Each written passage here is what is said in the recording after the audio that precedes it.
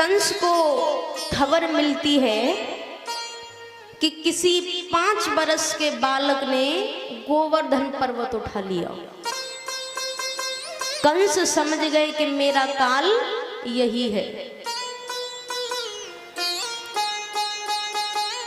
तो एक दिन नारद जी राजा कंस की सभा में पहुंचते हैं। तो कंस राज ने नारद जी से पूछा है, कहिए देवर्षि नारद जी, आपका कैसे आगमन हुआ? नारद जी कहते हैं, हे कंसराज, संतों का कोई ठिकाना नहीं होता है। संत तो जितना चलता रहता है उतना ही पवित्र रहता है। नारद जी पूछने लगे, हे कंसराज, हमें एक बात बताइए, जब हम पहले आए थे तब तुम बहुत तंदुरुस्त नजर आ रहे थे और अब की आए हैं तो बड़ा ही कमजोर नजर आ रहे हो, क्या बात है कंसराज? कंसराज ने कहा, हे बाबा नारद जी, आपको तो मालूम है कि वृंदावन में एक नंद नाम का यादव है, उसके 2 बच्चे हैं, कन्हैया और बलराम। लोग उन्हें मेरा काल बताते हैं।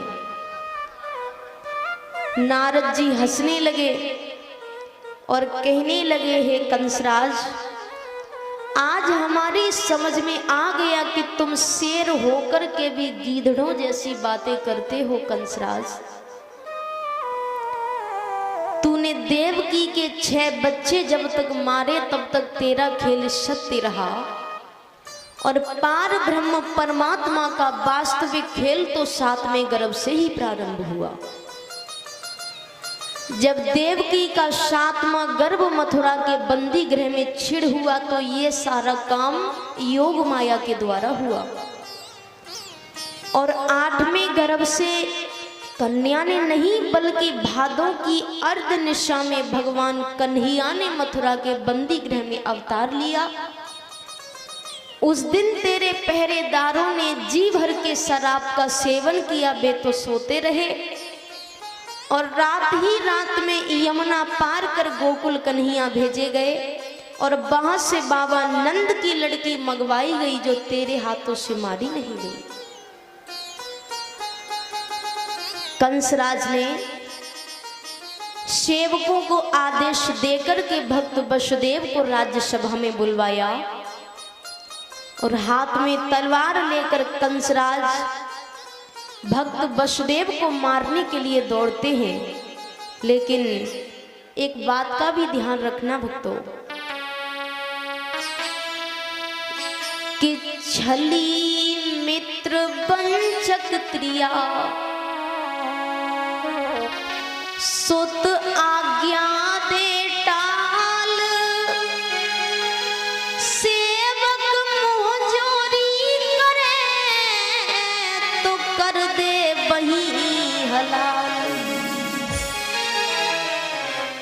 हाथ में तलवार उठाई कंसराज ने तो भक्त वसुदेव ने कहा, हे राजेंद्र कंस, आप हमें मार भी डालो लेकिन तुम्हारे मारने वाला तो ब्रज में बहुत बड़ा हो चुका है।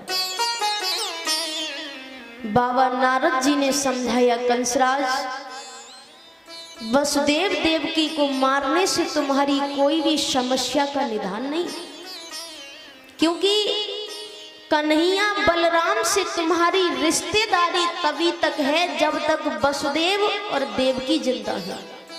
इन्हें मारो मत, इन्हें मथुरा के बंदी गृह में डलवाइए और कार्तिक कृष्ण पक्ष चतुर्दशी तिथि में तुम एक धनुष यज्ञ मथुरा में रचो।